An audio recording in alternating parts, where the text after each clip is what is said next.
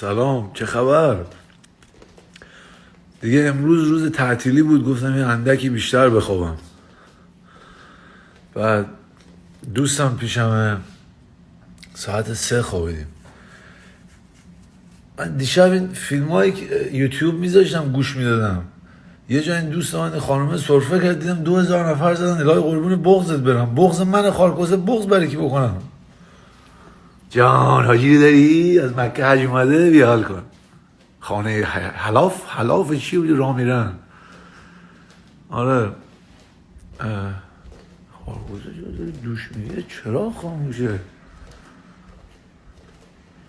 You want me to turn on the light? You want me to turn on the light for you? No, I have the closet light on. cool, yeah. خارکوسه تاریکونه داره دوش میگیره. آره برنامه امروز اینه، بذارم بهتون بگم. برنامه امروز اینه که الان ساعت 10 همین الان بیدار شدم که مثلا 5 بیدار شدم، خوابیدم 6 بیدار شدم. خب یه عود روشن کنم، فندک دستمه. حاجی داره پیاده روی میکنه با سامیار، میخواد 9 مایل راه برن، ولی من حال ندارم. من دیشب راه رفتم اوردی، تا صبح داشتم راه میرفتم، بودو بودیم. واو، اون بودو. آقا کامنت کنین چی برش کن. بعد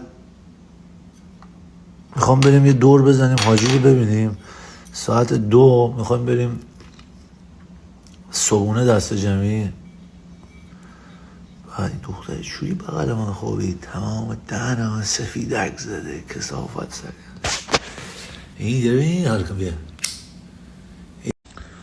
آره بعدش ساعت 2 اینا میخوایم بریم اینجا بشینیم یه صبحونه بخوریم اینا. ساعت 4 اینا میرم ماساژ. اوه خدا بابر خارکوسه انداختی. میرم ماساژ و غروب ترش هم تمرین میکنم.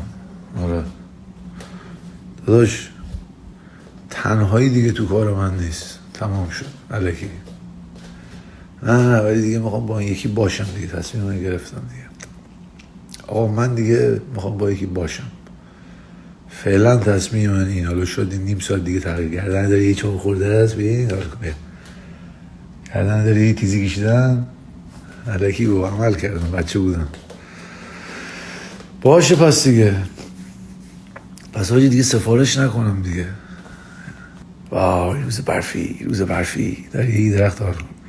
آقا چاکر آقایون، من یه ایمیل گرفتم از یه پروفسوری از سمت شمال، گفت که اسم این هست کفگلیز. فهمیدی کفگلیز چیه به شمالی؟ کفگلیز یعنی که میخوابه این توف میاد اینجا. من ماستو که قطع کردم اوکی شدم، چون 99% دخترها صبح با من میگفتن آیستان. گفت چیه؟ گفت خونه تو مار داره؟ گفتم نه. گفت نصف شب من غلغلکم میگیره از اینجا تا اونجا. گفتم یعنی چی؟ یه دختر دو دختر. بعد دیدم من سر منه، چون من بی مادر بزرگ شدم دیگه، سر منه میذارم اینجا دخترها بخوابم. نگو این آب دهن من خارکوسته رو شکم اینو سر میخورد میرفت پایین، اینجوری میشد. فهمیدی؟ سرشونه اینجا سرشونه داری. واو سرشونه رو بریم آقا، بریم دیر شد.